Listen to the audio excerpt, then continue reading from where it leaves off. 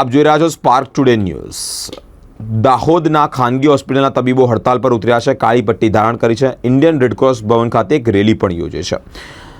જે પ્રમાણે પશ્ચિમ બંગાળના કોલકાતામાં તબીબ સાથે દુષ્કર્મ વિથ મર્ડર એટલે કે હત્યાનો જે કિસ્સો ઘટ્યો તે અંતર્ગત દાહોદના ખાનગી હોસ્પિટલના તબીબો ઇન્ડિયન રેડક્રોસ ભવન ખાતેથી કાળી પટ્ટીની ધારણ કરી અને ન્યાય મળે તે માટે જ એક રેલીનું આયોજન કર્યું છે।